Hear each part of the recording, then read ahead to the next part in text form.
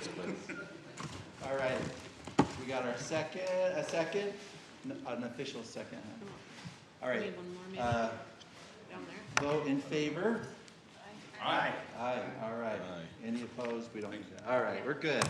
All right. We can start our meeting. You ready? We're good? Welcome out to the Planning Commission meeting and joint work meeting between the Council and Planning Commission for June 30th, 2021. Excited to have everybody actually face-to-face and food and the normal a little bit. And so with that, we'll move to item 1.1, approval of the April 29th, 2021 joint work meeting minutes. I'll motion to approve the minutes.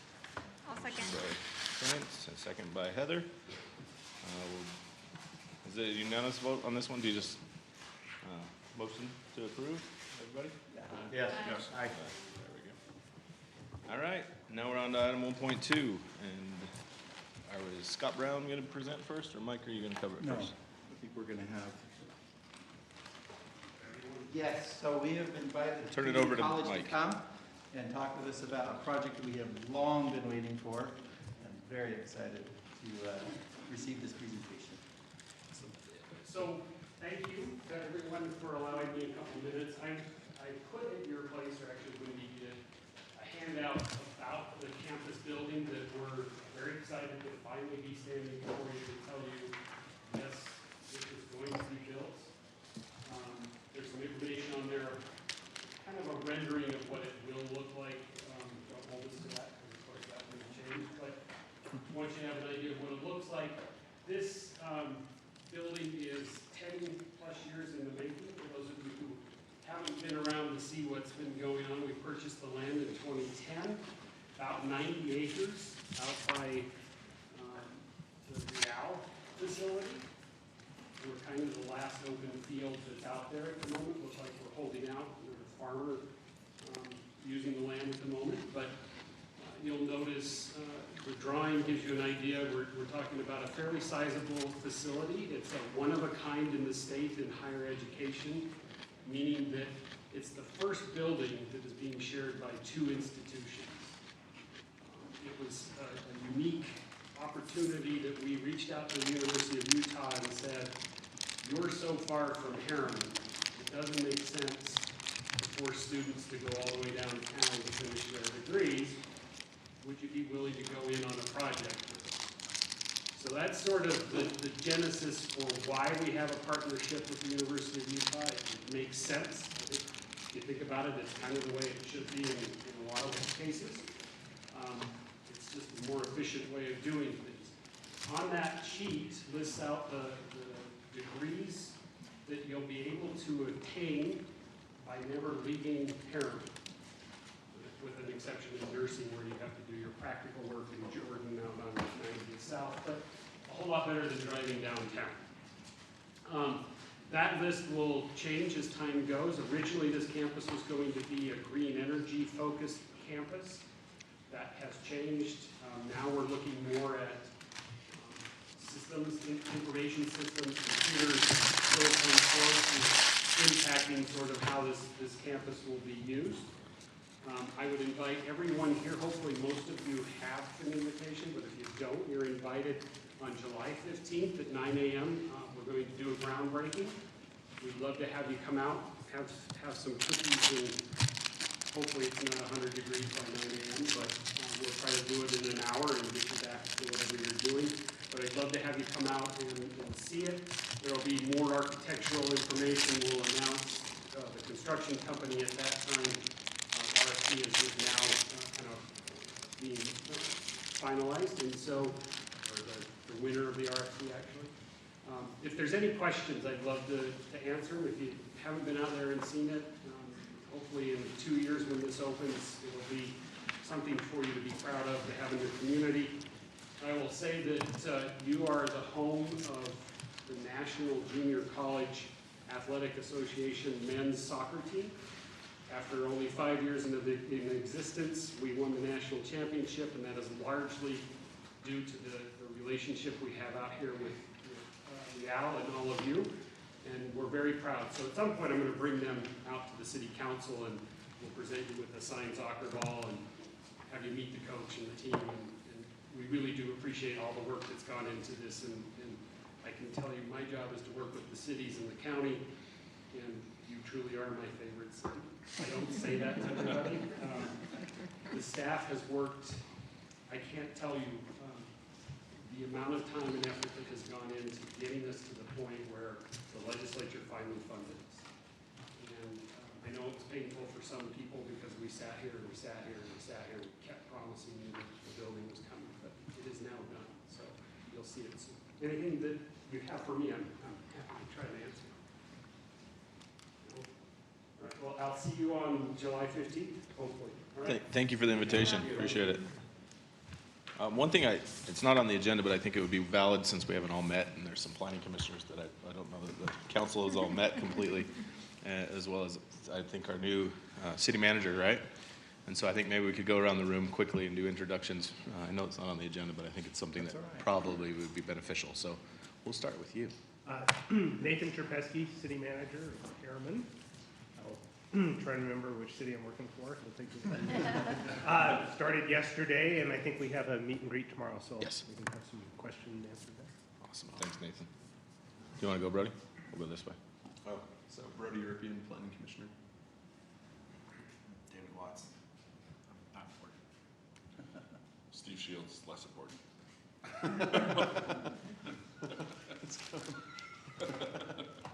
Clint Smith on the council. I'm Heather Garcia. I'm a planning commissioner. Sherry Orn, City Council. Adam Jacobson, I'm a planning commissioner. And Michael Malloy, Planning Director. Boris Stickles, alternate planning commissioner. Daryl Fan, alternate planning commissioner. Awesome. These are our two most recent victims, recruits, yeah, appointments. Right. All right. So with that, we will move to item 1.3. Mike? Okay.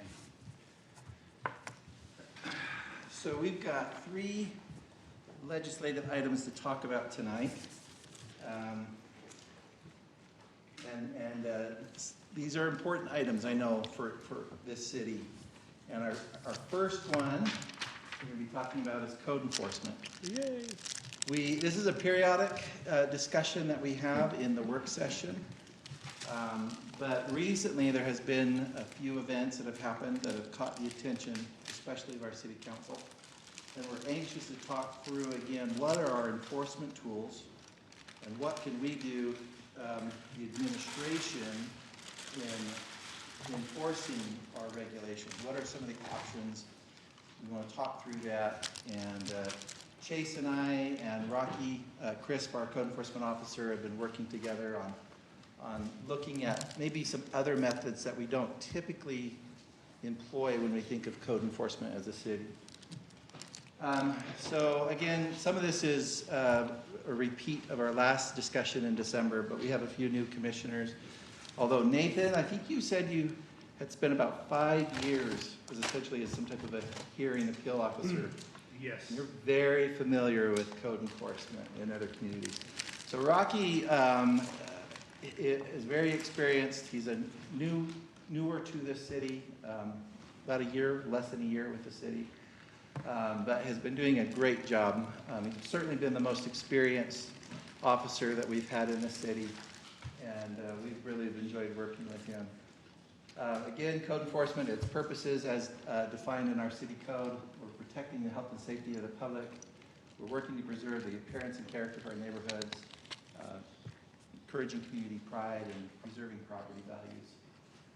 We focus on these common areas in code enforcement: encroachment on city property, weeds, grass, obstructions of right-of-way, accumulation of junk is a very common problem.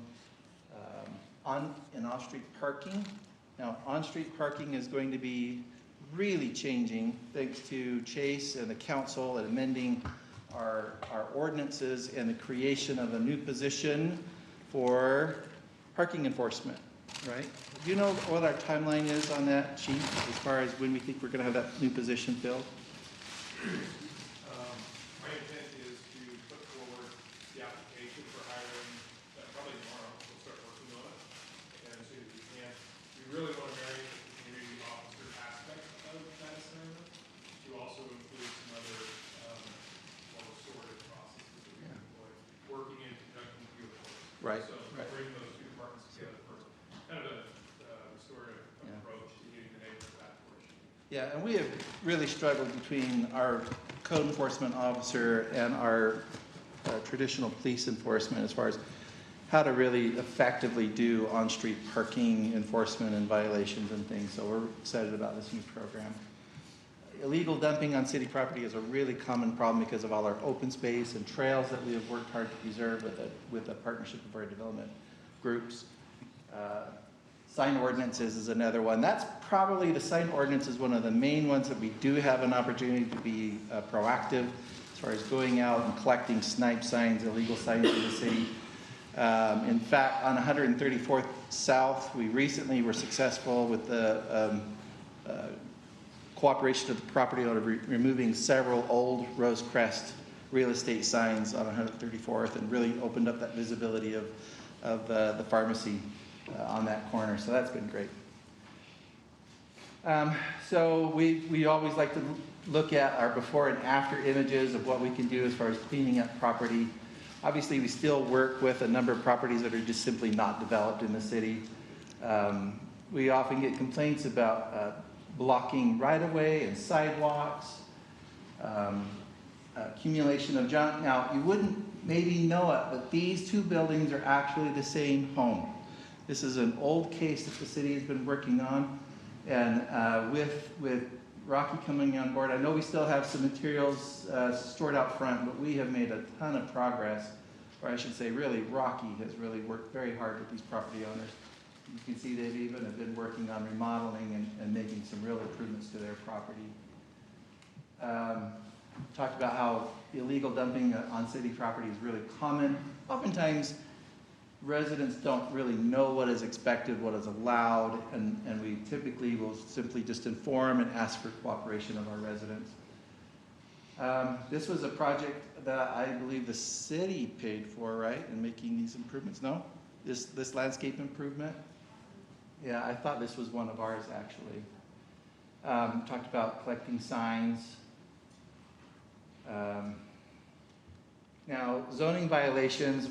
Oftentimes we get complaint about illegal accessory apartments. We do allow accessory apartments currently in single-family homes in agricultural zones, and that's another topic we're going to be talking about tonight. Wondering whether or not a business is, a home occupation is actually licensed, and are they operating in a manner that is consistent with city code is another common one. And this general zoning violation, how the property is being used. I'll just quickly go through 2020 caseloads just so you can see kind of the scale of work that we've typically done in a calendar year. Our case activities over time as far as active, closed, and cases we've processed.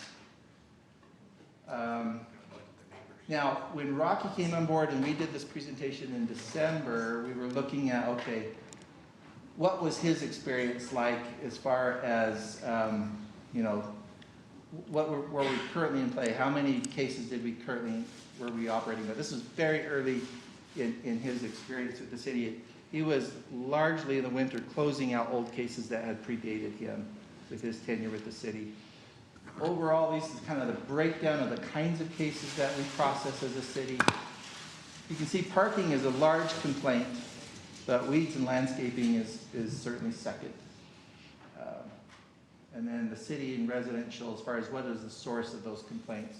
Mike, what's proactive? would Yes. parking be included, like, even though people are parking their large trucks and vehicles on their property, would that count as a parking issue, or? Well, we did I know we group talked them about those as kind of things. on and off-site parking, that's Okay. true.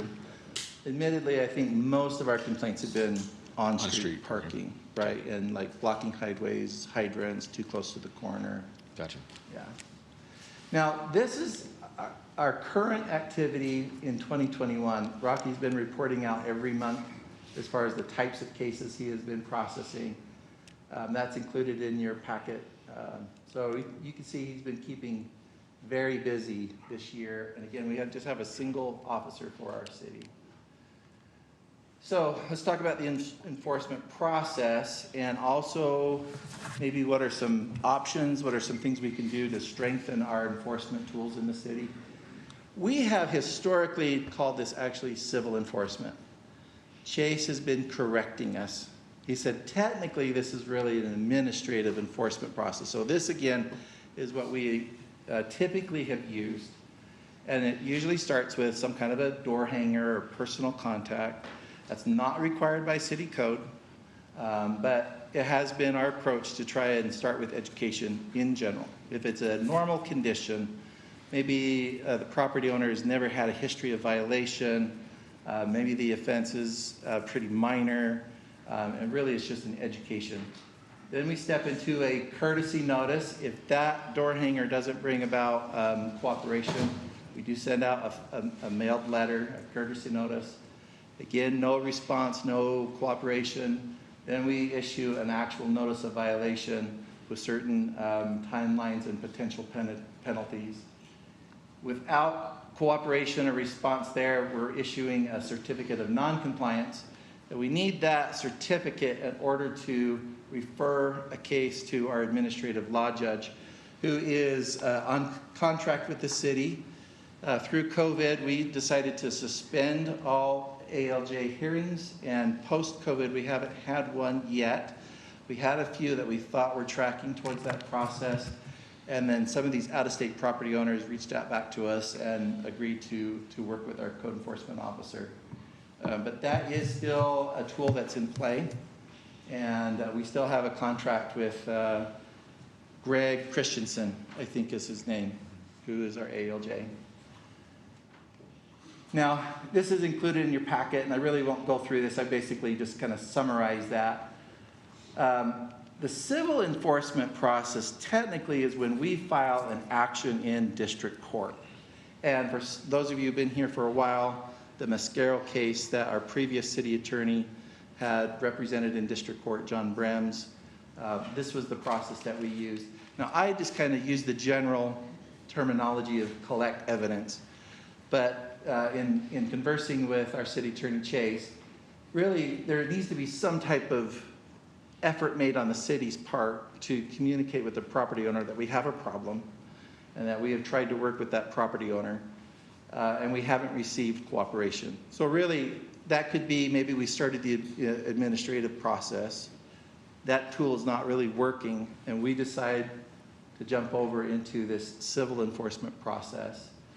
And we're essentially filing in district court. The advantage of that, and we will go back through this one more time because we want to talk about, from the administration's perspective, what are some of the strengths and weaknesses of these different tools, and how we intend to use them moving forward, and also some options or some recommendations that we think would improve our ability to administrate these enforcement measures. So one of the reasons why this civil enforcement process is desirable is the ability to have a judge issue a temporary restraining order, which can be granted even before there's a judgment, right? Essentially, we're saying, stop doing whatever it is you're doing. You're now subject to some type of judicial review. You're going to have a court date, and we're working towards that court date. And then, obviously, eventually, the judge would make a decision. And again, all of these tools our only objective as a city is to gain compliance. It isn't to assess fines. It isn't to have some type of punitive damage or reward, but it's really to achieve compliance with the property. Now, some of the cases that came to our attention most recently, we, I think all of us administratively and also some of our council members felt like, can we not have a tool that gets more attention, more cooperation, more, what's the right word? I don't want to say anxiety, but more willingness to cooperate and respond to the city. You know, if a property owner is not willing to work with us, we want to get their attention and let them know that we are serious about enforcing our ordinances. So we talked about this idea, can we do something more? And I put together some comments in my staff memo to this body. and did this outline based on an email response that Chase had shared with, I think, all of the city council members. But essentially, what we would do is, again, some type of notice to the property owner that there's a problem. And I just described that as a courtesy notice. No response, no cooperation, no compliance. We move to a notice of violation that includes what is required from the property owner, what is the deadline for that compliance, and also what are the penalties for failure to comply. And then we have an opportunity to move into a criminal violation. We actually issue a citation. It's a misdemeanor. And it would require an appearance in justice court, right? I mean, they could pay a fine, but the problem still persists. And each day that the problem continues is a separate offense. So simply paying the fine is not going to make the problem go away. You might not have to appear in front of Judge Farr. Is that right? But the problem continues. And this seems to be, based on Rocky, his experience, this is actually a more common approach among cities than we think it is. Our typical reaction is we don't want to be that heavy-handed. We don't want to be thinking about criminal, a misdemeanor, penalty for weeds or junk. But our research is showing that more cities are actually using this because it shortens the compliance timeline. We get a quicker response if we're willing to do this. Now, culturally, historically, I think our previous city attorney was not as comfortable with this, and maybe even that was a reflection of our previous city council. I don't know. But we haven't really used this as a tool. The question on some of our recent cases is, do we have this as an option? And our city attorney is saying yes. All right, so, and this is where we probably really want to start having some conversation. So here are our options. The code enforcement officer may use the administrative enforcement process, which is eventually forwarding a case to the administrative law judge if we don't have compliance. And this would be for a kind of general conditions. Nothing is apparently like a repeat offender. This is probably somebody who we haven't worked with in the past, but for whatever reason just haven't been willing to comply. It's not a large scale or a more urgent case. We would, at the officer's discretion, use this tool. And then before that's referred to the administrative law judge, I would have an opportunity to essentially review that and make sure that all the information is properly prepared for referral. This actually gets referred to the administration for review, and then they coordinate on behalf of the city, scheduling the administrative law judge hearing and the noticing, and all of that is done by, I think, Judge Christensen's office. He actually does all the noticing. The criminal enforcement process, again, to justice court, our own court. You can see we're describing this as this would be a habitual offender. Again, maybe there's been a lengthy history of violation, or maybe the scale is quite large. For some reason, we're saying this needs to be escalated. We need a more aggressive enforcement tool. Again, maybe there's a property owner saying, I disagree, I don't accept responsibility for the problem, there's no cooperation or lack of response. So the code enforcement officer has the discretion of using this tool and would refer it to the city prosecutor. So that's kind of the check and balance on using this option in doing code enforcement. Again, we have not been doing this. I'm not aware that we've ever done this. And I know I've only been here 3.5 years, but does anybody recall that we've ever done a criminal process on enforcement? Okay. And then the last one, again, is civil enforcement going to district court. And that type of case would end up going to Chase for review. And he would make the decision as to whether or not we would actually file in district court. So maybe let's talk about what are some of the issues, or what do we need, maybe support or feedback from the council. And I'm largely addressing the council in this issue because anything that we need to do further to kind of clarify this process is a legislative matter. And we would obviously need the direction from the council on this issue. Currently, and I included in your packet, the outline for again, what we used to call the civil enforcement tool. We're now just saying it's the administrative enforcement tool. And it currently requires, whoops, let me go back one more slide. It requires this courtesy notice. And culturally, we have done this door hanger. Again, our code enforcement officer is making a decision. What is the right kind of first contact? And he's going to start with information, with education. But you can see we're kind of duplicating that step into the courtesy notice before we go into the notice of violation. What we would ask for support on is an amendment to the city code where we eliminate the courtesy notice. We're still going to rely on best practices and ask for cooperation if that appears to be the right step. That is always our default, is education, information, just being a courtesy notice. So we have that built into our culture. That's our expectation. But to duplicate that with the courtesy notice just extends the timeline. Every time we have a check in the system requires revisiting the site, another inspection, more documentation. It just lengthens out the whole process. It's very labor intensive. So that would be one of the asks that we have is, can we eliminate the courtesy notice that is currently required in city code and jump right from in education, contact to a notice of violation? Can you change it just to say courtesy notice / personal contact? Yeah, to me, it's one and the Get rid of same, the right?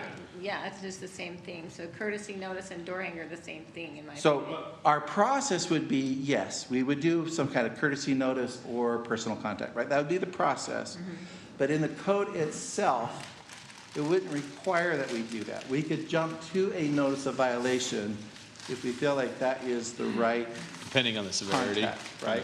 But if it's more severe than that, it feels like we already have another tool to go to this. If they're more True. severe, they're repeating offenders, those repeat. kind of thing. We already have a different process for that. So this to me is like, somebody didn't know that they weren't supposed to have their weeds too tall or something. Right. So give them a courtesy notice, personal contact, let them know.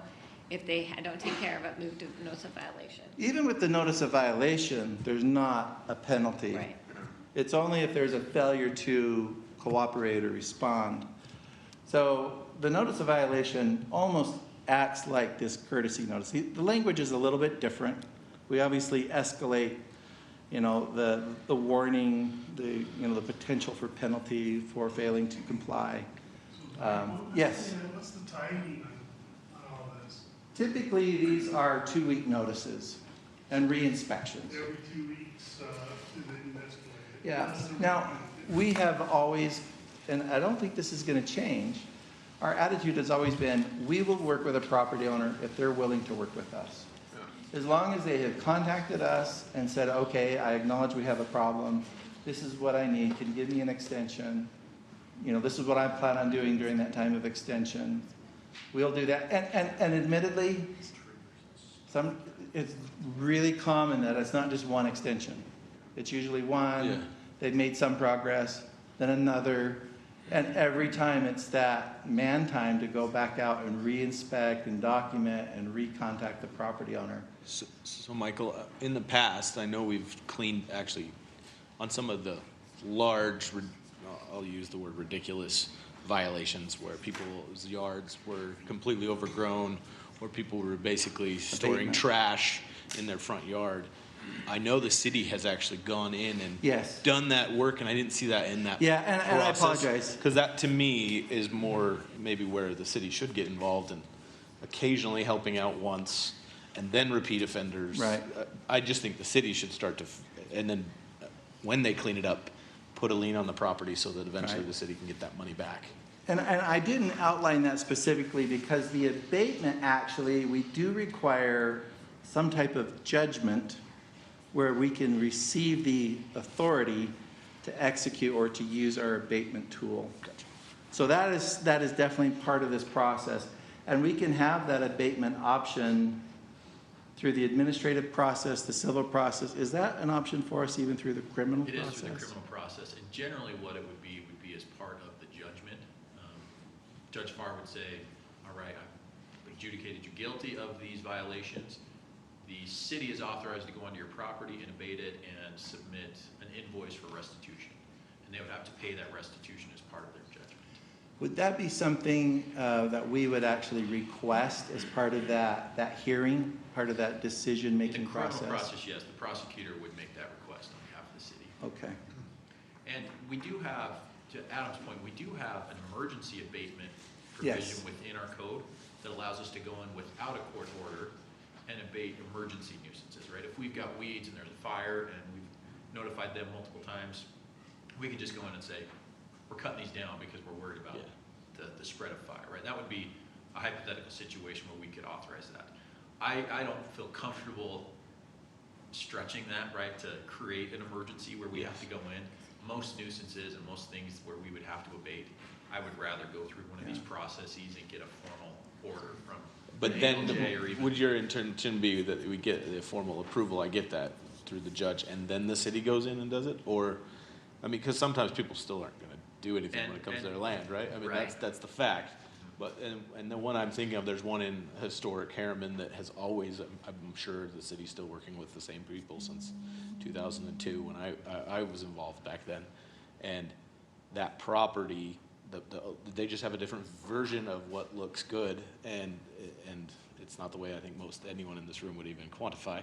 But that's what I'm trying to say. Eventually, the decision has to be made, and it needs to be cleaned up. And that's what I'm trying to say, is that to me is what the city, however we get there, is what the city needs to have so they can go back in and actually fix the problem so that it does keep the communities. Because I've seen where, especially as you're seeing the home switch, and it's slowed down a lot because of the economy being so high, people are moving into areas and their expectation of their landscaping and features and their road parking, all that is changing. And that's my biggest concern, is that the communities are evolving. And so eventually it won't be the Harriman that we've all chosen to live in. And that's my biggest concern about code enforcement, is there is no fix it.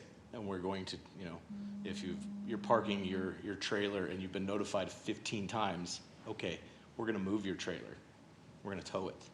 Like those things where people actually learn, oh, they're serious, is what I think some of the seriousness. And like I said, I'm not a big proponent on, you need to have a 7 inches high weeds. We're talking ridiculous kind of stuff, but we don't do anything on the ridiculous.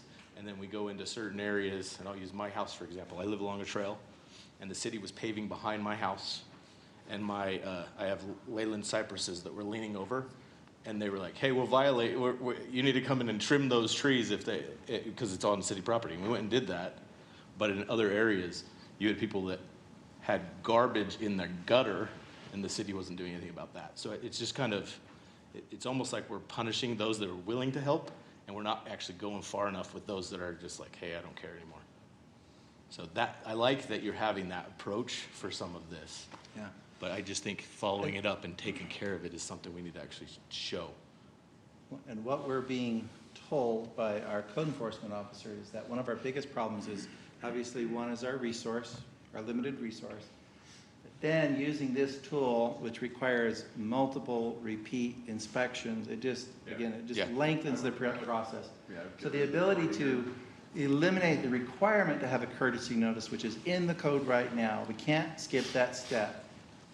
I guess technically we could skip the door hanger step, but couldn't you include that into one and not change anything? In reality, you're there.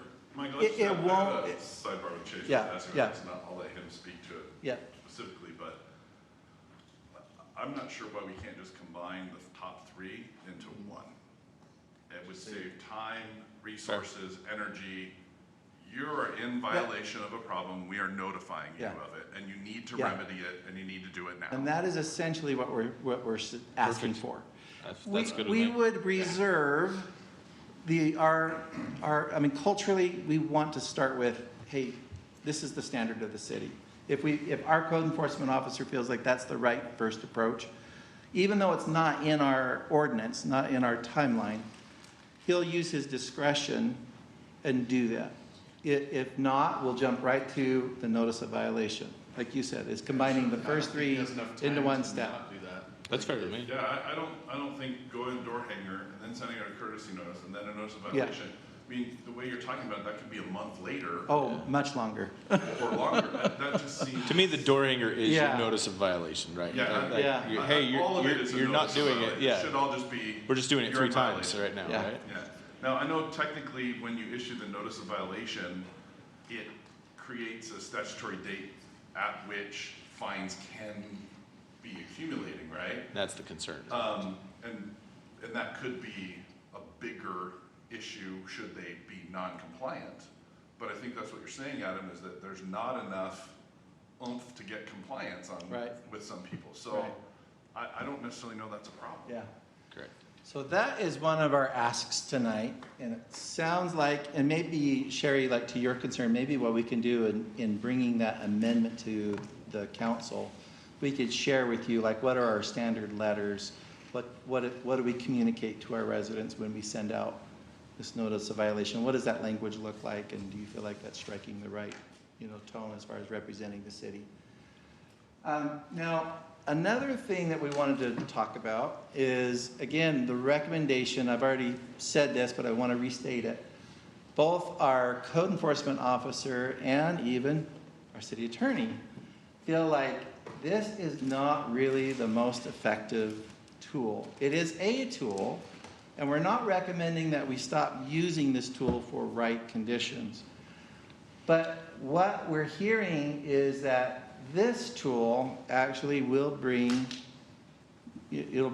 quicker compliance, potentially, because the risk of penalty is quicker. Now, having said that, Chase, I think, and I don't want to misstate you, it's possible if we run the full process through the justice court, depending on workload, caseload, this could be a little bit longer. But It depends. It really depends. And that's the typical lawyer answer, right? Yeah. But you have to look at what you're trying to accomplish here. Yes. If our goal is to get compliance as quickly as Right. possible, this is the quicker option over the administrative And it's process. because the risk of penalty is greater. Correct. And because the risk of penalty is greater, either in fines, because it's a daily fine, or a misdemeanor, that's why we are likely to receive cooperation and compliance sooner. Because we will have property owners who will do things to prevent getting themselves in front of a judge in this scenario. Whereas under this process, a lot of times our residents are feeling like, I want to have my day in court. I want to be in front of this judge. I want to be heard. And so I guess and that's not a bad thing. Everybody should have their opportunity to express their position and say why they think the city's got it wrong and why I think the city shouldn't be enforcing on me the way they are. But the risk of penalty through this process appears to be less in general. We don't have a misdemeanor, it's a civil thing.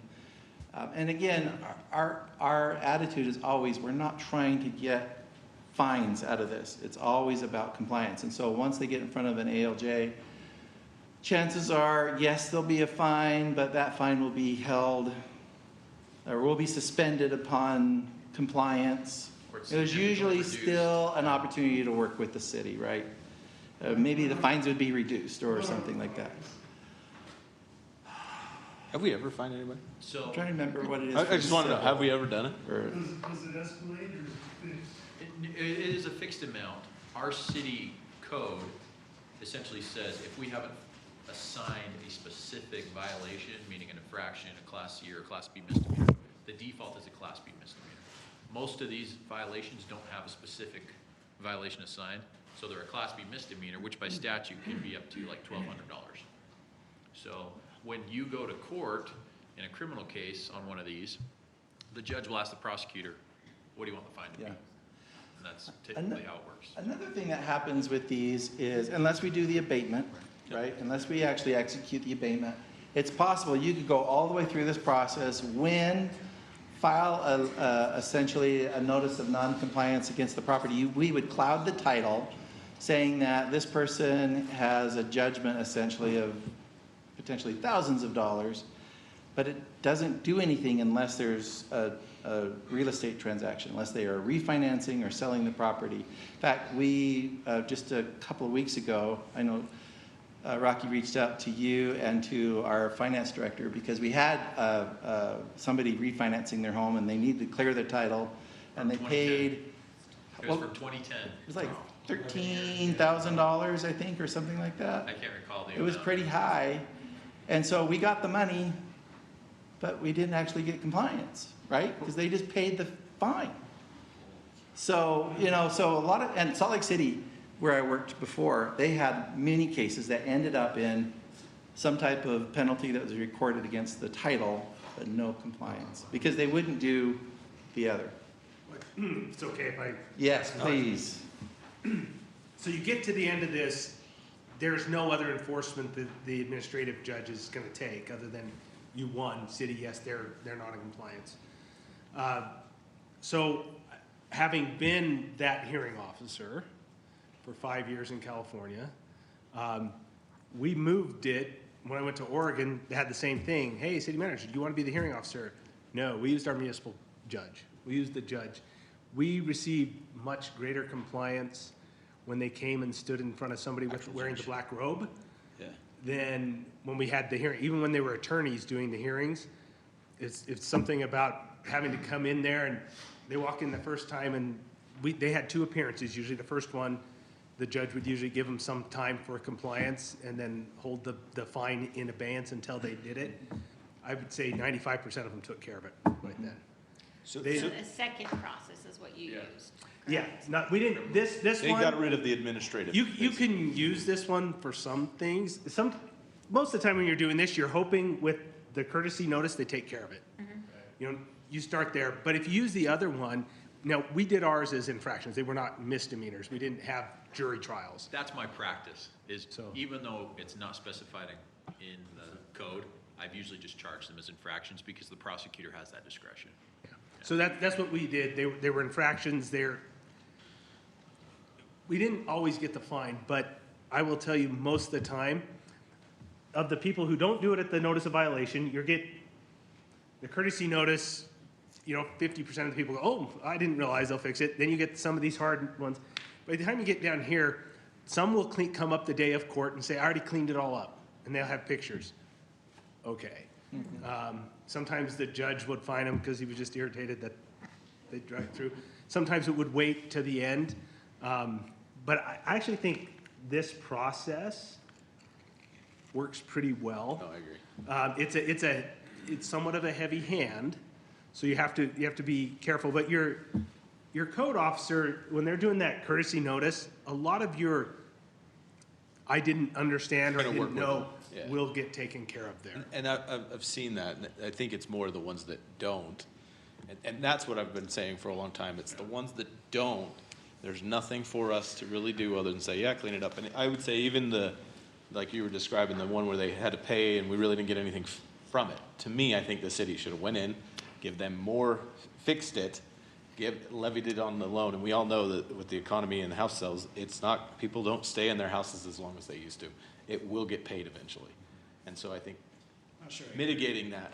In all honesty, I'm not sure I 100% agree with that mentality. I think that there is a time and a place for it. Is there any reason that we can't use both? Do we have to pick one over the other? That's what I was going to say, is our code allows for hybrid these. We can begin with the administrative process, and then if we determine in our discretion that we're really not getting anywhere with going through all of these notice requirements and waiting 20 days, we can just go to the prosecutor and say, we want you to file a case, and we just turn it over to the I'm much more process. comfortable with something like that, where we have the administrative process that will I assume we get 90% compliance on the administrative. Am I wrong? What's the number we get on administrative compliance? I'd have to check, to be honest. But you have to look at that over what time. Yeah. Right. The problem is that cycle of 3. It's taking. That number looked like, if I was rounding, it's about 1,400 incidents this year. Yeah. How many of those have been resolved satisfactorily. That's what I didn't get out of the information. And I'll have to ask. And I Rocky think for that's that. kind of what I'm poking at is one, Okay.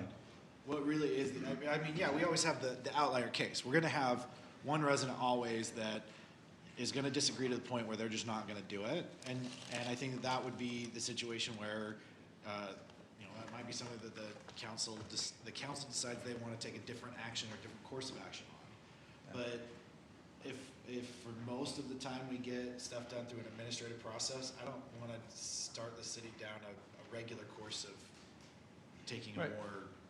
But this is taking out of the council decision and Yeah, I giving don't it want the into a council to be process. To involved me, I in don't think that it should at be a all. council. No, I meant like, a council I'm not process, saying because then that in it's a a, specific it's a case. I'm trying saying- my Yeah. feelings I'm hurt saying process. this is something that Sports crap. as a body, the council has to decide what we want in code, right? Like, and so for me, do we want, where do we want that? Because if we're gonna put it in code, where do we want that line? Because I have a hard The time. compromise for me between the administrative and the criminal process is the courtesy notice. Right. That is the compromise. That is, we're not finding you anything, there's no problem, we're letting you know you got an issue.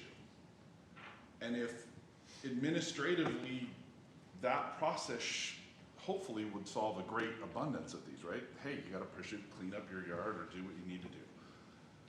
But the notice of violation is when it doesn't become courtesy, it becomes a problem, right? We're saying, we've let you know you have a problem, we want you to fix it, you haven't fixed it, so we're letting you know now you're in violation of code and there's a penalty for that. And you still have a chance to fix it without cost to you, or without problem. But we're letting you know, now there's a deadline, the penalties are gonna be accruing at, you know, $100 a day or whatever, $125 a day. You know, this is gonna become a real problem for you if you don't fix it.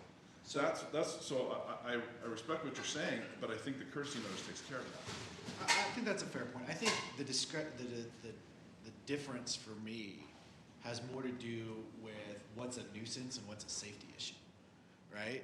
So if something is a nuisance, you know, weeds are a little unsightly, you know, that to me is an administrative issue. If it's a public safety risk, weeds so tall that we, you know, could have risk of spreading fire, or trash is becoming a hazard to kids that might be walking by, or a health hazard, or something like that, you know, that to me is when it should go more towards the criminal. I have a hard time just saying that somebody's grass that is, you know, a little too long and their neighbors are super picky about it is something, and maybe or maybe not, that might be taken care of, but I could see a neighbor being like, really? My grass is not too absurd, and that being a criminal issue. So the great phrase that I learned from Chase here is prosecutorial discretion, right? That's my favorite. So, I mean, aren't we giving our enforcement officers a bit of that discretion in moving to the notice of violation? Yeah. I mean, I think we're saying, work with the people, and Yeah. you get a vibe if this is gonna go well or not. And the fact that you only have one, right? Right. You're not gonna get people going, he's not gonna have time to go after, hey, that's 9 inches of weeds. Yeah. He's gonna be going after, holy cow, you have no grass, it's turned into 6 feet tall weeds, More this is starting to be. egregious stuff, and- Well, and the so end that's goal, the I ones you're think, gonna get to. That we've all talked about is compliance. Right. That's really what We we're all doing, care is about that, compliance. that's And all as the long goal. as they have the discretion of, once they get to that notice of violation, like you said, Steve, they have a pretty good idea whether they're dealing with somebody that they feel like they can continue to work with to gain compliance, or whether we're gonna have to follow a different plan or process to gain that And I think the compliance. problem is that, I think the feedback we're getting is that treating it as just a nuisance is not resulting in compliance. But is a nuisance paramount to a crime? Because that's what we're talking about here. We're talking about the difference between a nuisance as a civil action and criminal prosecution. Am I incorrect in that understanding? Is that the difference that I'm looking at you, Chase? Because you were talking about a misdemeanor. Right. So we're looking at the difference between criminal prosecution and a fine for a nuisance. To me, that's a major distinction. That could have some very serious outcomes for a homeowner because somebody's not mowing their grass. Now, if it's a safety violation, if it's a safety issue where we are putting public safety at risk, yeah, I do think that amounts to something that could become criminal. But I don't know that we necessarily have to file criminal charges, So we can. but we now have that option, right? So I'm fine with having this in the code. I just want to make sure that as we start looking at adjust, because this would require a code adjustment, correct? What we're talking about? Yes, and that was the other thing I wanted to make a point of is we have a process in our city code that talks about what we call the administrative enforcement process. We don't have a process that's outlined for this more criminal type enforcement. Yes, it's there. Like Chase mentioned, there are references to penalties and misdemeanors, and we can cobble together what is our authority in executing, going down that path.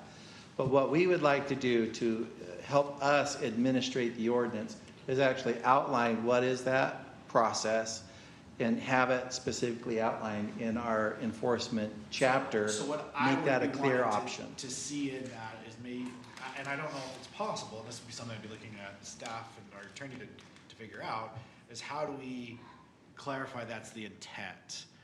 That we are giving, discretion to our code enforcement officers, to the prosecutor. We're giving that discretion out, but at the same time, the intent is that when we're looking at something that's a safety issue, that we would be more likely to use the criminal type enforcement. When it's something more of just a nuisance, we'd be more likely to follow more administrative options, still reserving the right when that comes out. Because what I don't want to see happen is I don't want to see 15 years down the road, we're to the point where we've lost track of, we've lost sight of the fact that there's a difference. Because for me, there is very much a difference, and we shouldn't just go hard-handed on the we're going to do this because this ensures compliance. Well, maybe we don't get compliance, and maybe it's a fine. Like, if it's just a nuisance, maybe that's somebody, showing civil disobedience, and that's the way they want to protest their, right to, it's their freedom. Whatever. I don't care with that, but that's where I'm concerned with just going straight to this is the process we have. I don't think that's what we're saying, though. Well, I'm not saying it is. I understand. Just like what you said a few minutes ago about the house who, their interpretation of what they think looks good might be a different interpretation. So whose interpretation wins? The homeowner because it's their property, or the code enforcement that doesn't like the way it's organized? You see what I'm saying? There's a difference in that, and that person in my mind shouldn't be charged a misdemeanor because their interpretation of their yard looking good versus the next guy, their next door neighbors. That's wrong, I believe. We all have, if we invest in owning our own property, there should be some rights associated with that. Pretty sure there are. And so I think that we have to be very careful on that. And that's I think that they're a lot the same. We do have the, go back, the notice, the courtesy notice, and I would hope that that's where everything lies. And then we get to the notice of violation, and my hope is that those fines that are accumulated never have to be paid, because by the time they get to the next step, it's done. They took care of it, and they're done. We don't ever have to go down that, and we waive the penalties because they took care of it. Is that the kind of process that's going to happen? Is we're going to, even though notice of violation means they start ticking penalties, are we waiving those if they're in compliance? Do we need something written in our code that says that? Or So let me use just some real life experience here. I'll use Ephraim as an example. We had a lot of interesting properties down in Ephraim. A lot of interesting farm equipment, vehicles, taxidermied animals. Opinions, right? And Opinions. properties.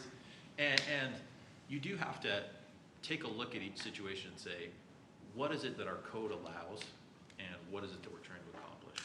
If, to your point, we are being too heavy-handed, maybe it's because our ordinances don't allow enough things that we would actually like property owners to have the right to do. So Right. maybe it's not the enforcement issue, it's the ordinance issue, right? What are we designating as a nuisance, or an emergency or a safety or a health issue? Maybe that's what we need to look at, not the enforcement. And that's what Because we have an obligation to enforce our ordinances yeah, I agree. regardless, right?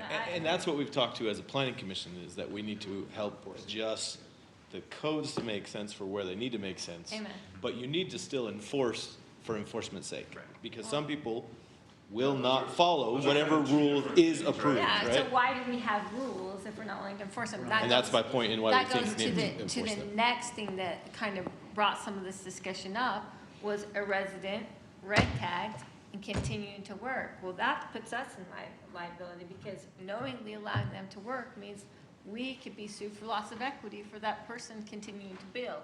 So in that kind of situation, we can't afford not to be heavy-handed. We have to say you have to stop.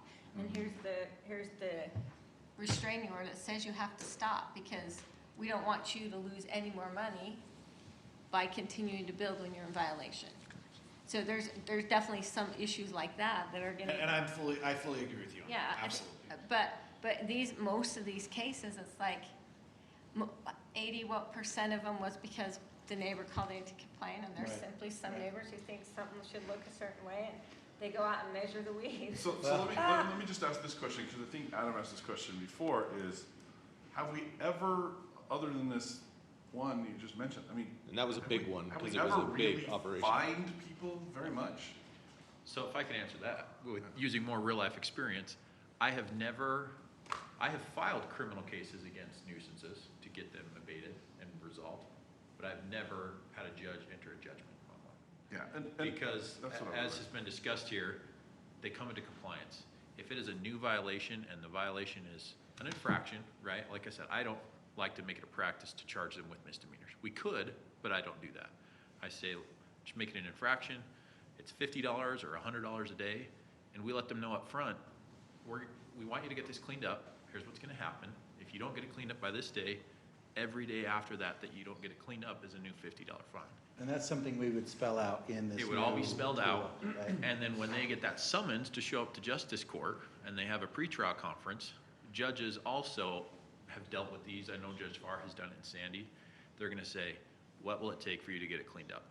And they'll say, I need more time, I need a dumpster, I need this, and that's every case I've ever worked on. The city says, oh, we can rent a dumpster for $75, we'll pay for that, get it cleaned up, call your neighbors, call your church, call your friends, get it cleaned up, we'll pay for the dumpster. And that's the intent of everything we're talking about, is Absolutely. get it done. Yeah. Right. My And so, understanding of the conversations, we're really just trying to give us all the appropriate tools to get us to the end compliance. and And this clarify. this has happened multiple times for me, where we've had very bad cases where the administrative process actually worked, and very minor cases where we tried to work with them for weeks and months, and they just weren't making any progress. So we used our tool, which was the criminal process, to say, listen, we worked with you, we've really tried to make this, as easy as we could for you, try to get to some resolution. Here's where it's gonna go if you don't fix it. And And I again, think it's just the use of And I those think if we had the data of showing Yeah. how long they've been working and how long, I'm sure these code enforcement people, I've known several of them, they've worked with these people for years, and it's passed from code enforcement person to code enforcement person So Sherry, to if resolve you remember this. that, I brought up the question about some ambiguity on what it would take to go to the next step, right? Remember when we were setting up this code, the original part? And that prosecutorial discretion phrase came up, and that gave me a little bit of peace, because that is precedence. That's how all cases get done, right? So in this, we're saying that we're giving our code enforcement officers discretion and common sense before you would move to even a notice of violation, right? There's there's a huge range in there for them to take action. Yeah, I agree. Even after a notice of violation, now there's additional discretion with the city attorney, the code enforcement officer, Mike's office and planning to come together and say, look, we've talked about this, we've worked with them, we've given them the notice, they're giving us the middle finger.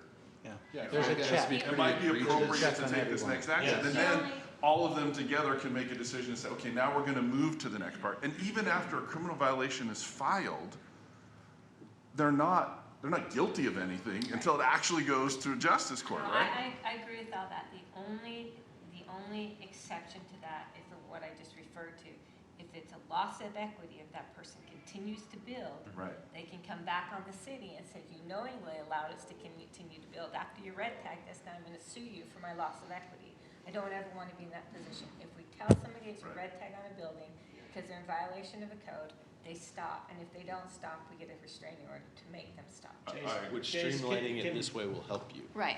Yeah. And I think versus discretion trying to means drag your feet. they can go super fast through this too, right? I really see this as the That best an place. individual can I go don't back know and why we say, would. you knowingly allowed me to proceed after you red tagged me. They could make that argument, It happens, right? it happens often. They could make that argument, but But we have an argument on our side Yeah. too, to say Right. that you knowingly knew that you had a red tag and you proceeded as well. But, How about- but how about they it said- legitimately happens often. I could pull up several case files where it's happened. Here's the, I mean, in the specific instance you're talking about, they get a red tag and then built the next day, right? I mean, or a couple days later, they continued to pour the foundation. Yeah, and that's when, but if we know that and we continue to see that, if they know we know that, then it's a loss of equity. Right. We have to make sure we're not in that position. And You've that's given where that- a whole You've given lot of that these back to the things, code right? enforcement to help.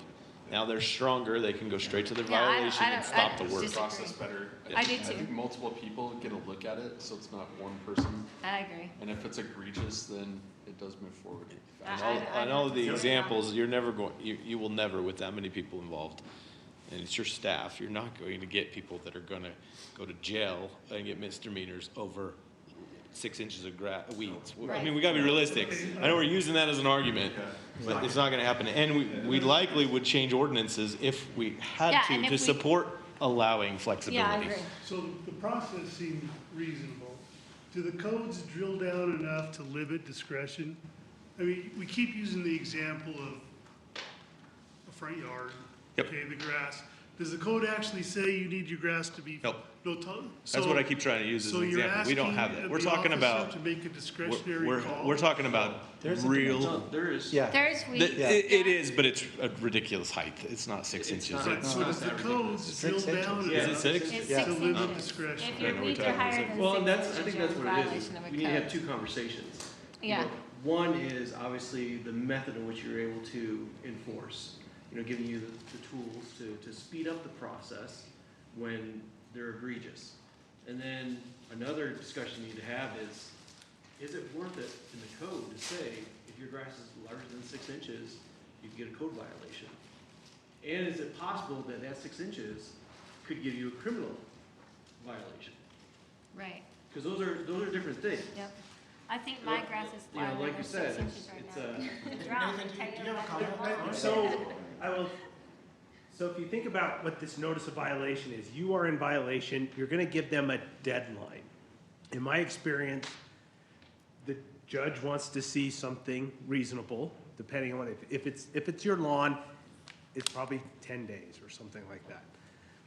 If you haven't cut it in that 10 days, it's no longer 6 inches, it's 12 inches, right? Now it's much greater. Most of the time, like I say, if you're really talking about that, somebody will get the notice, they'll go, okay, I'll go get it cut. Well within the 10 days. This is a process that, once you get past, they haven't done the task, they didn't do it, you've already given a deadline, it's starting to become more egregious. I think most of this will fix itself.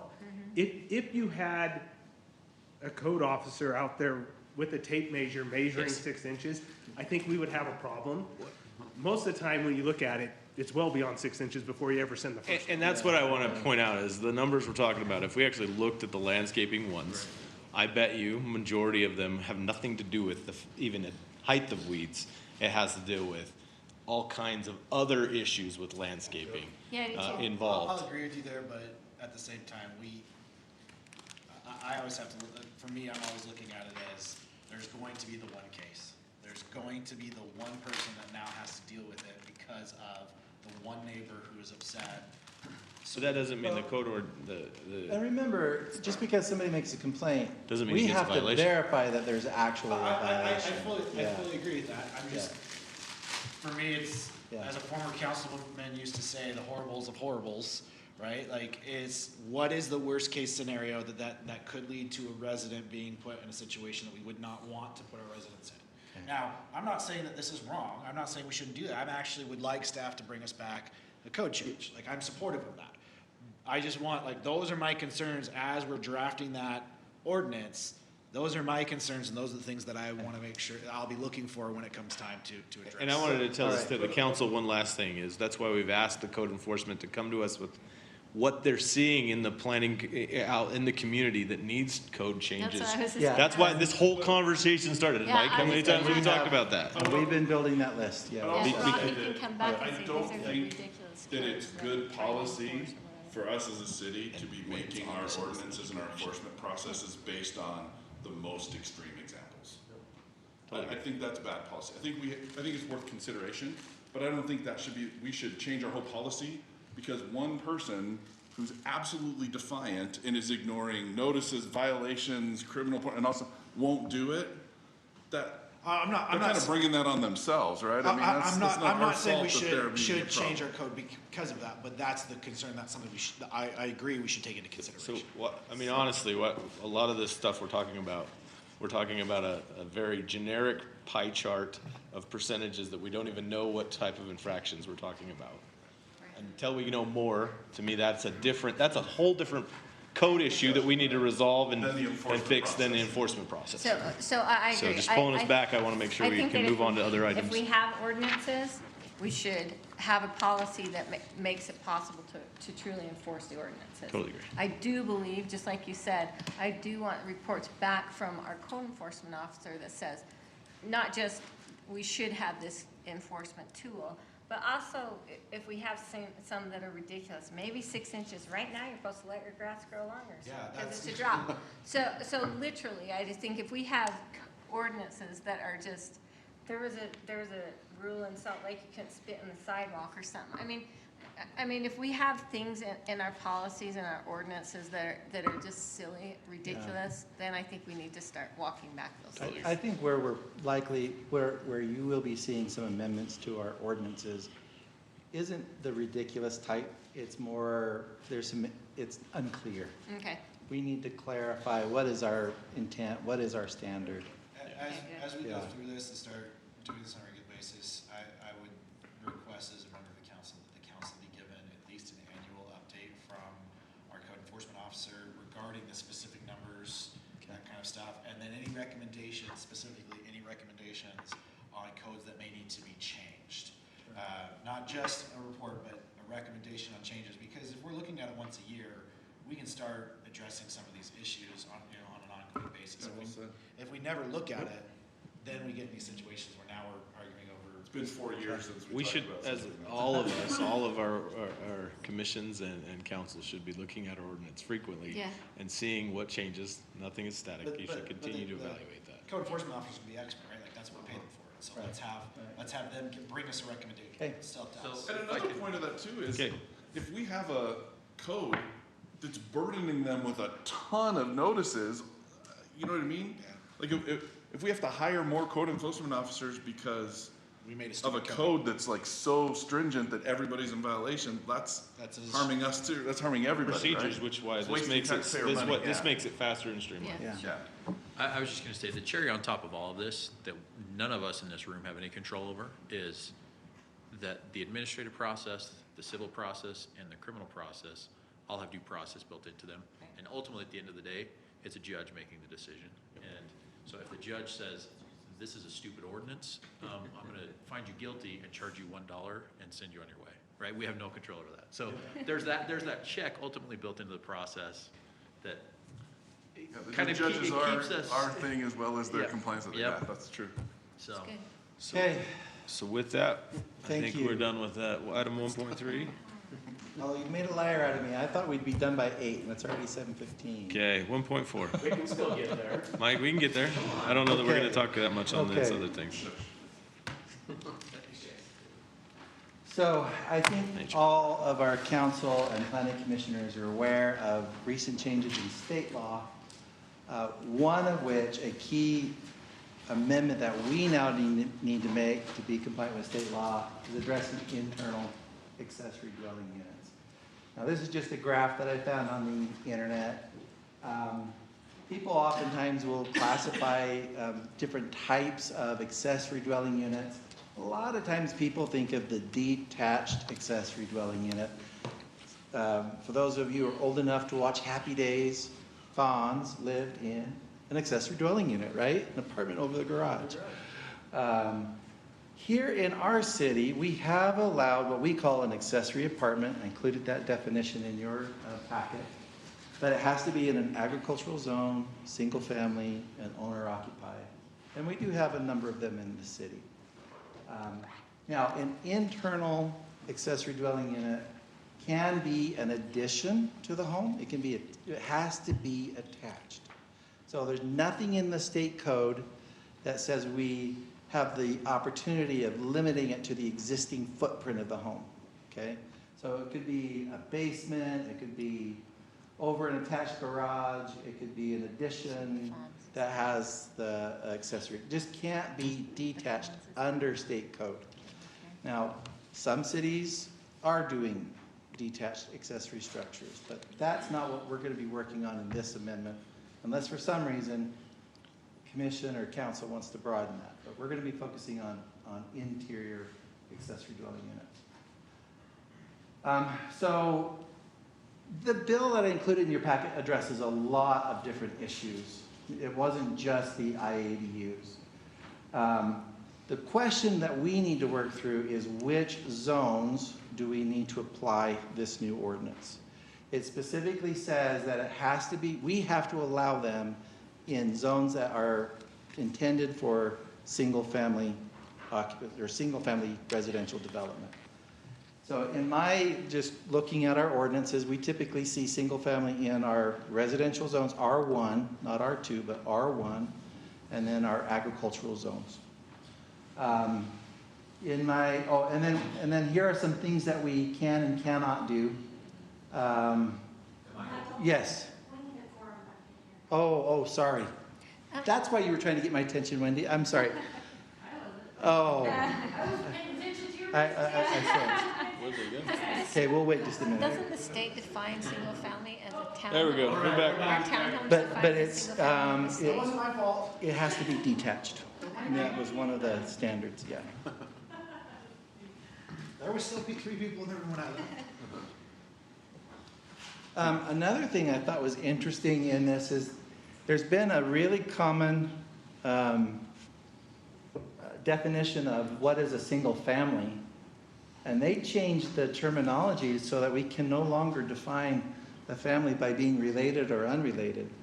A lot of cities have said, okay, you can have a family of up to 4 unrelated individuals. If you have 5 unrelated individuals, you're no longer satisfying the definition of a family. Now they're saying we may not use the term unrelated when defining a family and may not adopt a single family limit of less than 4 individuals. So there's no definition of family.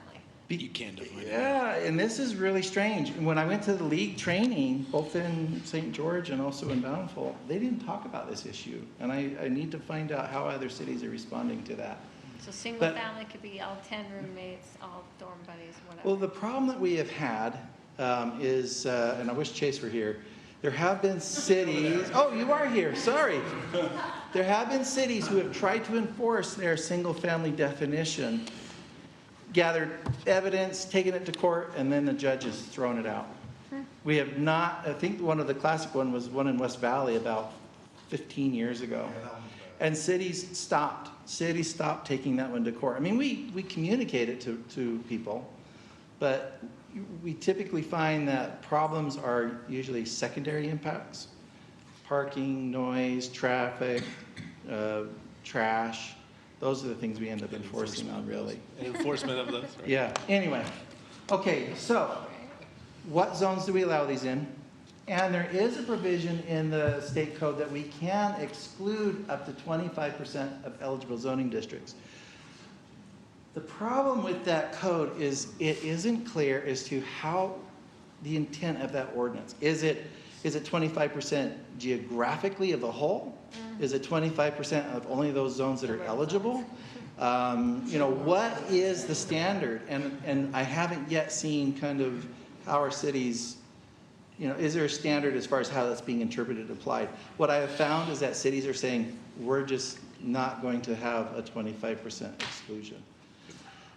We do allow single family in our FR zones. But when I looked at the definition or the purpose statement of the FR zone, I was suggesting to this body that maybe we don't allow IADUs in the FR zone because of its purpose statement. However, we do have a number of single-family homes that are well over 6,000 square feet in our FR zones, and so we would be excluding those developments from this ordinance. That makes sense. So that's something that we should be looking at. Another thing is they did make changes to enforcement of short-term rentals. Most communities are still cautious and they're still restricting anything that's less than 30 days. It's not uncommon. Obviously, in more touristy areas or where you have recreation or tourism, you are seeing communities allowing these in certain locations in their city. But we're not unique in saying we don't allow short-term rentals. A lot of communities are still doing that. But the state also gave us some additional tools as far as how do we enforce that. There was a period of time where if there was an advertisement online, we couldn't use that as evidence of a violation of that ordinance. And They could advertise. it broadens it a little bit of how we can enforce that. So included for conversation briefly, our zoning map in your packet. You can see where we allow accessory apartments, or you can see where the single family is allowed in different zones. So we do allow single family in R2, R215, and RM, but again, that's not the main purpose of those zones. Those are usually higher density, medium, and high density development. And we do see a lot of attached housing, townhomes and things like that in the R2 zones. So when we do it, we can't just say any single family, like if it's an R2 and it's a single family True. home, then they can do it because they're a single family home, even though they're an R2. Now that is true. So we could allow it in an R2 zone, but it still has to be single family detached. Right. The lot still has to be at least 6,000 square feet. Yeah. Has to be owner occupied. So there are other provisions. Seems like that would be the easiest thing to do. Okay. Yes. Yeah. Single nuclear unit. If you're a Yeah. single family home and you meet those other requirements. I think you're then- tying it to a single family and the fact that they have space to Yeah. meet park. said Yeah. requirements, Yeah. parking and stuff. I don't know why we care. I don't care. Because how are we gonna measure it otherwise anyway? Yeah. Or enforce it, or police it, yeah. And this goes down to the enforcement. If you can't enforcement, then we should just Why do we remove have it. the rule? Why have that? Can you require by additional parking? parking if they do this? Yes, Yes. under the state provision, we can require Yes. additional. That's So usually as the long biggest as, problem. and that's, Yeah. String parking. and Yeah. Clint, we've had these since you were on the planning commission. The biggest thing has always been, can you fit the parking on your property, not on the city street? Right. And that, every time they had it in, anytime they've come in, they're always, if they can do it on their property, we always say yes. Yeah, that's my opinion. I think I could care less. It helps people make their house payments as long as they can stay in Doesn't bother compliance. me. That's really the only issue. Parking. I mean, how are you gonna judge if they just have teenagers that have a lot of cars? Yeah. To me, it doesn't matter. You know, the other aspect of this is I think it actually is, as you were just saying, Chuck, I think it's a partial solution to housing affordability. I actually think that's the real factor. And I think there's a lot of people who are gonna be looking, renting out basements and stuff like that, Yeah. just to make housing ends meet, right? It is becoming a more, Problem of my kids never leaving. My basement currently, yeah.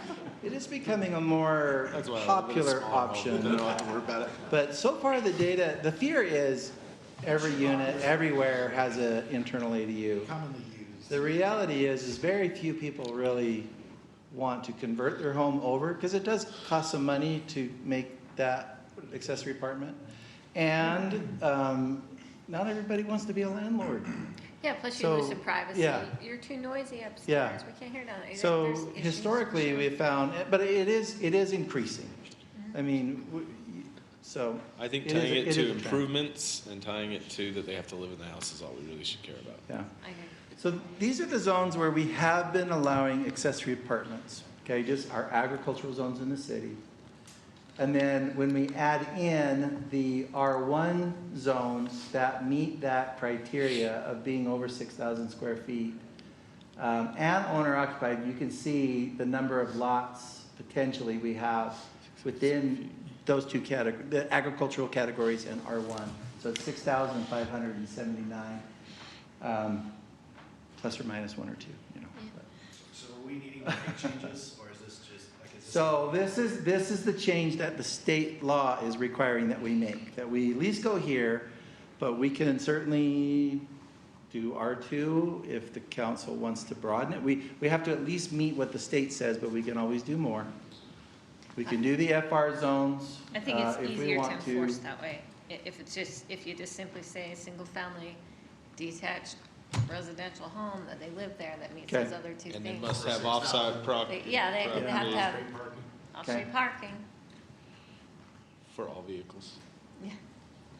Okay, well, I say this, and you my saw kids park this, on the streets. as far as the things that we On the need to street. do. And they're just to be teenagers, so compliant. it's not like I can kick them out. So. So again, looks like we're gonna do, are we saying that anywhere there's a single-family home, as long as it meets the criteria That's in, right. in any So- zone? The FR, I actually kind of agree that maybe we should not allow it in FR. I know that there's talk about possibly allowing it in something similar. How many properties would be affected if we removed FR? So the FR, my pointer's not working.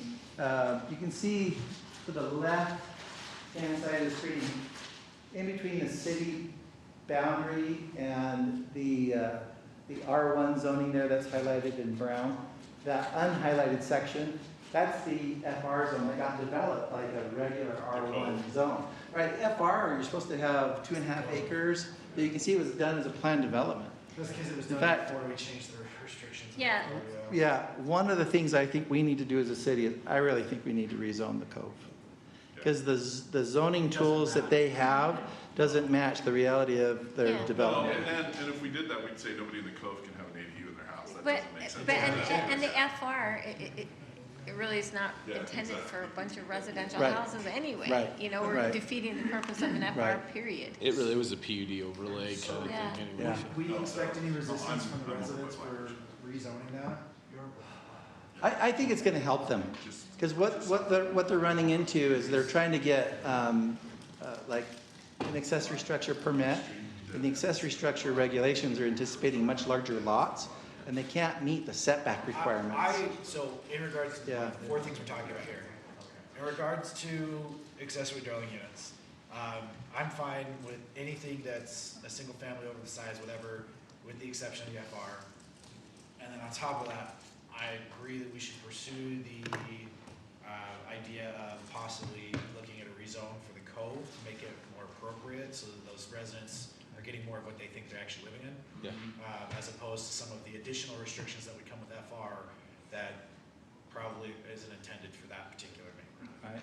So that would be, I'm just one, we would need further instructions from other members of the council on that, but that would be my, let's start seriously looking into seeing if that's, so I'm not saying that we're gonna do it, I'm not saying we're gonna rezone anybody's house. Saying, Okay. look at it. Michael, Yes. you started out when you were talking about the FR zone of saying you may recommend not including the FR It zone. was my recommendation not to. And what was, Because of the purpose statement. your basically reasoning for why we would Yeah. want to consider that?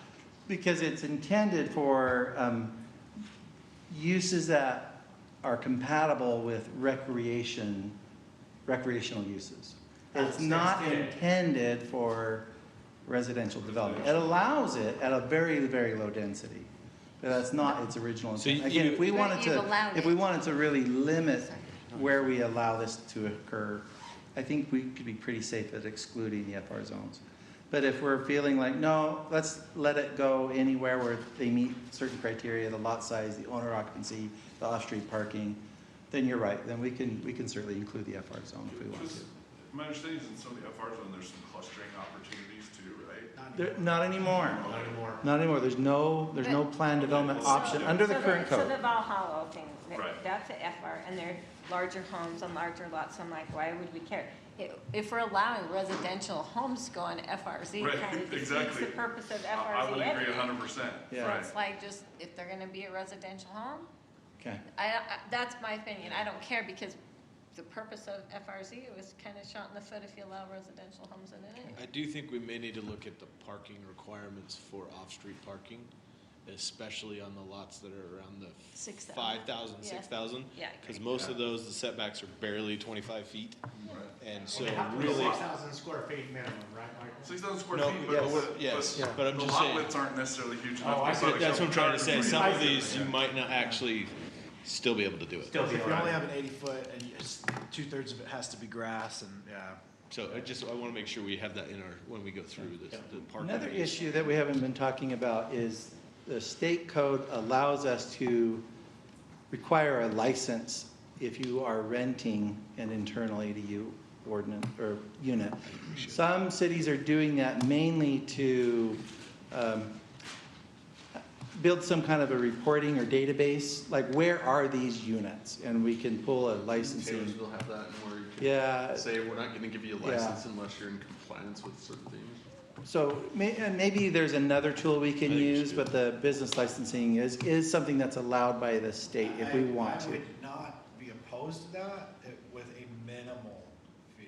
Oh, yeah, yeah. I'm like $5. Yeah, a it's an like- administrative fee, right? I just want to see, the pros and cons. Philly makes you do that there too, but it's like enforcement of it and The whole idea that the bunch of me have to go get a license to have somebody living your basement. rent part of my, that just What I seems. see, what I see though is it Abusive. benefiting us when the county comes in and says you're not doing your part. And we can go in and actually pull the numbers and say, hey, we've got this many ADUs in our community. This is where we've embraced them. This is how we're embracing them. We have that information to do. Yep. One of the arguments we've gotten from, from the county and from the different groups that are talking about density is, well, nobody's doing it.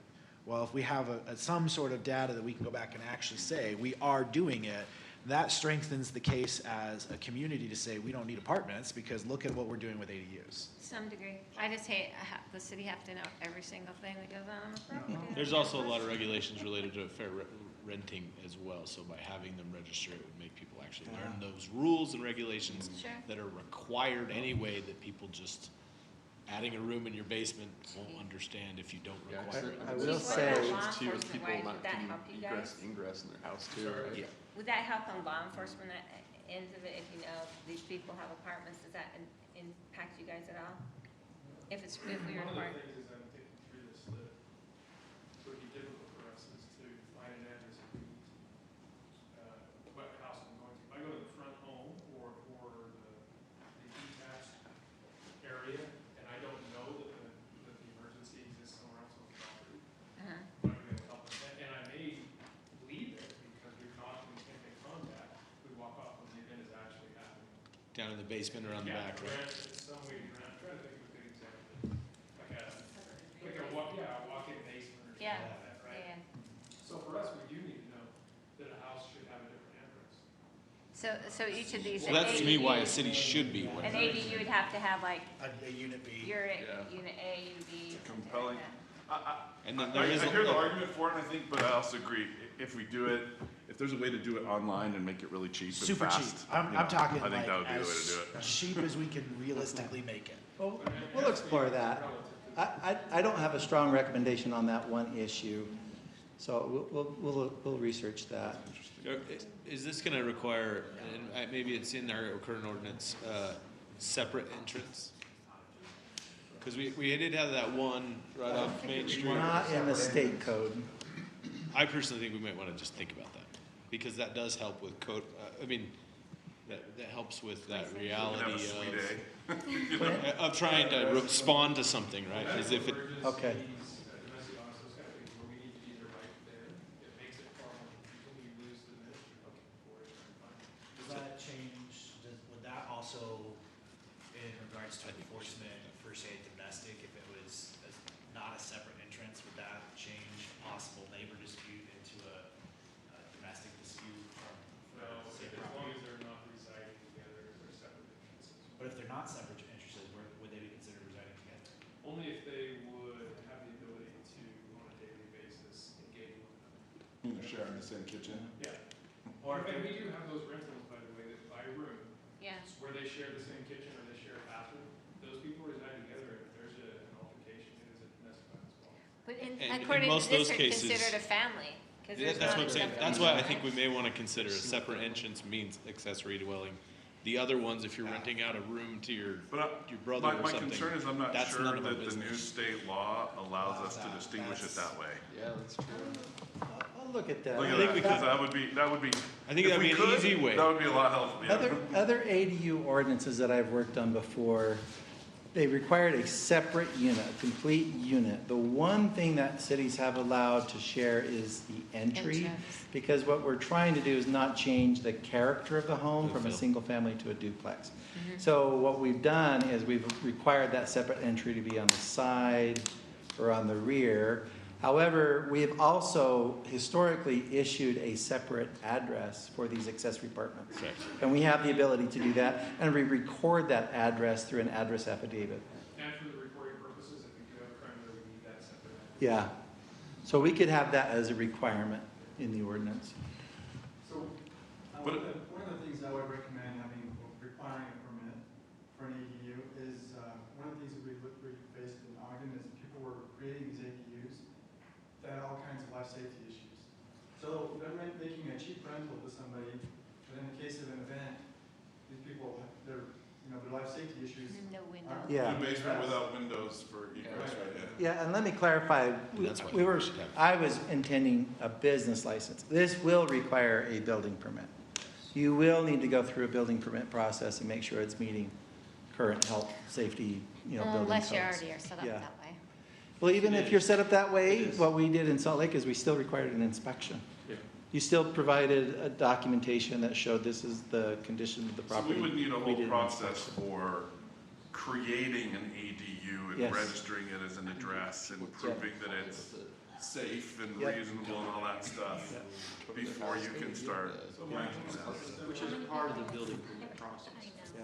No. Similar to when we finish out. Lots of people are already renting out not in compliance, but So when we finish out five, we have to take those numbers and register, and we have to do it dispatch, and we have to change our computers. Is that similar to what we would be doing if you add another address? Now, I don't know, has Delinda been doing that in the past? And it's usually been onesie twosies, right? When somebody says, hey, I have a basement apartment, it's legal. That I don't know. We record an address affidavit. So it sounds like we need to include that in our stat. Usually what impacts us is when we finish a neighborhood. We take Yeah. the whole plat, and we have to close out the plat, and I believe that involves you signing to that. Used to. And we take that whole piece and we go through a process with GIS and upload that into Dispatch Cat. Because if we don't have it in there, we don't know. Right. It doesn't exist to us in our What do you- system, if that makes sense. So our reporting can't use that. Which is why you probably need something to document that. But Jonathan? Once those addresses in, they don't track right. Does that make sense? They don't, it doesn't report back when we run statistics. So the trigger to that is the plat. Would you require On a new neighborhood, I don't amended know. plat? Affidavit could probably be. Yeah, that's what I'm So thinking once you too. recorded it, there's a needed additional address and an affidavit as opposed to a plat amendment, Mhm. which would be super onerous. Right. Yeah. If it's just an affidavit, Right. and a plat that would. So we Yeah. adjust it so that we can get, because what we're looking for is that. Yeah. You're not gonna get an additional address, though. You won't. Really, what it's gonna do is just to know that there's an ADU on site. Right. And so if we did that process, that denoted at least how to access that ADU, that's where that would be. Yeah, just trying to think through our mapping system, Yeah. because I know it's an arduous thing to do. so this is one of those things I love about government's good intentions is the unintended Right. consequences of good intent, right? I'm just Because there's scratching. now we're just listing this whole cascade of additional concerns and problems without any remedy in the law, right? There's a mandate without the ability to solve State those things. legislation. So, I think in general, the more we can do to both accommodate it, but make it appropriate and safe and serve, public interests and public safety issues, I think we should try to do that, right? Okay. All right, I'm not hearing anybody say we should change our short-term rental policy. I We said put as that in soon place. as the Olympics get. Okay. Change that. The Olympics come back, we'll change it. And I'm not hearing anybody say they want to venture into detached accessory dwelling units right now. Not now. No. Okay, I'll rent all right. $1 a week. And I'm Okay. okay with detached too, by the way, Well- depending on I think we should Yeah. get this fixed and Yeah, I then go agree. back. To be and honest, adjust it. I thought that would have been our next step, to do detached think on so. large lots. I think so. But then when the state did this, I thought, no, let's get through Take this this. and let's see how we respond as a Yeah, community to this. let's do this and issue. then maybe next year Yeah. look at that. Just a question for you, Michael, if we head Because down then the you get road of into size detached, of lots and all that. previously ADUs had to have their own utility hookups. So again, if we do head down the road of detached, what's at least your thought from the planning perspective on, are we gonna require at that point, if we do venture down, that they have separate utilities for that detached, whereas they don't have to, obviously? It has actually, I've seen ordinances both ways, and I've seen some cities who just say, it's up to the homeowner. Do you want separate meters, or do you just want to have an extension? I don't, It seems like, I don't know, I've seen both. I don't know that I've seen a trend. I think The one you- thing we want to make sure is that you can't subdivide that ADU. Right. Yeah. I think you would start to see, if you did require second utilities, the council will start to see an amazing increase in your roadway maintenance, because everybody will be needing to cut into the roadway to do, the so next to utility. require that, I don't think would be in our advantage unless you want to Still gonna be require super them. expensive to tie in Totally a agree. sewer for a detached ADU into your existing sewer. Totally agree, but it's way different than the city living with the consequence of paying for the pavement structure and the curb cuts and all of that, because you will see Swiss cheese. I'm done. This last slide, of course, is just standard, what we typically do to go through this Can I just process, ask so. clarification? Yes. Where did we land on FR? Because I thought I heard Sherry say she was kind of in favor of FR. Yeah, I just felt that it was the same as I any heard other her- zone. David say maybe he wasn't. I'm willing to either way, like it doesn't, I'm not hugely set either way. What I'd like to see Yeah. is a clear recommendation from staff. I think what we'll start is we'll start with a bigger bubble, because you can always narrow it. It's harder to advertise something smaller and then justify broadening it, so. I think we should use all the zones. point. If we've Yeah. got single family residents that they're a little supportive. The whole I think we cove is should- FR and it's just. I think we just tie it to single family personally, but Yeah, I think then that we don't have to worry Not about worry which about zones zone, to yeah. include yeah, or what remove zones zones not to completely out of this I discussion. disagree, Okay. just to be difficult. Okay, do we have anything on 1.5, or are we good? On the last item? Yeah, last item.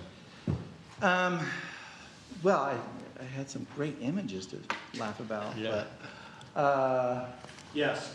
Yes, I love it. this was common in the early got a era leather finish, you know, just- of road travel, where people would create this Not leather. roadside architecture to get you to pull off the highway and come buy business, or, you know, whatever they were selling. This still exists today.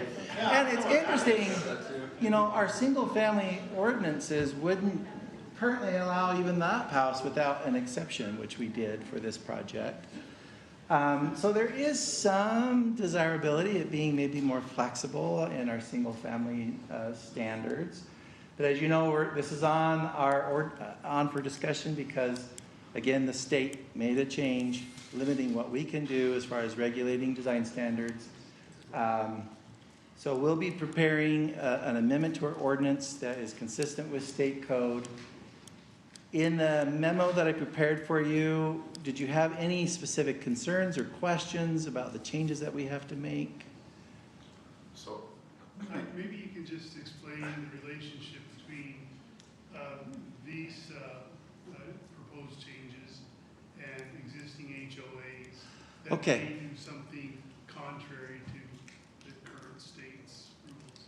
So anytime a developer or development has gone through some type of a negotiated process, we can require standards. We can still require design standards. A voluntary relationship like an HOA. So if I'm opting into an HOA, yes, I can still be subject to design standards enforced by the HOA, right? So if the HOA disallows rental units. Oh, I'm sorry, you're back on the other issue. Well, in general, Oh, In anything, okay. right? I'm just wondering how all that plays out. The HOA what governs. Yeah, so, HOA would trump the Unless state. unless the people go and override the HOA, Yeah. and remove the HOA Right. as a Or group, amend we or do not amend that portion. enforce, the rule in the HOA, yeah. yeah, we do not enforce CCNRs that are adopted by HOAs. Yeah, that's a private contract, it's an agreement. Again, being the newbie on the block, which Yeah. one outweighs which? I we're just gonna follow state or city code, and in this case, state code. We're not enforcing CCNRs. That's up to the HOA board to do that. Darryl, was your question though specific to like ADUs and? Yes. So are you saying can an HOA say that they can't have ADUs where state law says they can? State law says HOA can't preclude those internal ADUs. So they've already said in that case, We've already recorded CCR, so. I know, Does the city then contact all the HOAs and say you guys need to amend your? That's up to the HOA. And the HOA. That's up to the homeowner, the HOA, they wanna get into it. The HOA would But likely they fight it, cannot then they'll learn the HOA rule and then cannot back preclude off. it Based on the new state law. Just like solar They're panels. just gonna do it anyways, is Yeah. basically what's gonna happen. They're just They gonna already have them. I mean, we all know that HOA is only as good as enforcement. It all boils down to how you enforce it, right? Same with city code. Exactly. Okay. so these are, some of the early amendments. Yay.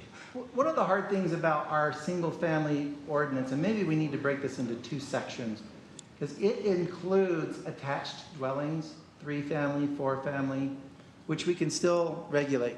We can still regulate design standards for those. We just can't do it for single-family. Or single-family attached, that's 2 units. And we've talked about this, Chris and a lot of the planning commission. We think that you should focus more on regulating the multifamily, which we all know we're having challenges with, and quit regulating so much on the single. Okay. I think that was the direction we gave last time too. I don't want to be sure, so we can't regulate it, so we have this one coming in, it's like this 35 unit subdivision out here off of 64th West.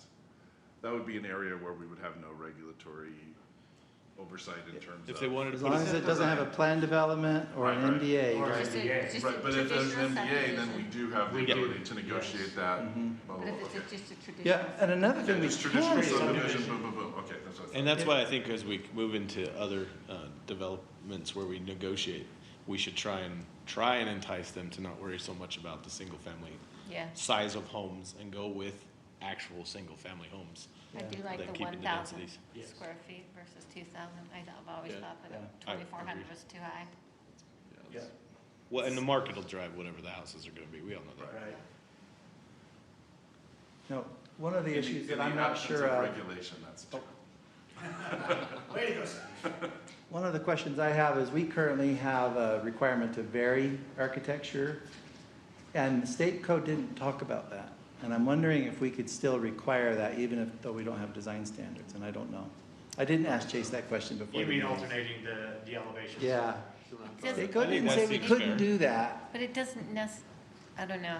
It doesn't seem like they're gonna let you. Because Maybe if they're not. gonna say I I'm, think you'd be able to, because you have to dictate yeah, the the styles. styles. yeah. No, not dictating, it's just that when they submit a building permit, we know, okay, you got You this can't build unit, this model. type. You're still dictating that it can't be certain Yeah. styles that are Yeah. adjacent to it. I don't think they're gonna let you. Style That's is, an interesting question. is Yeah, I don't know.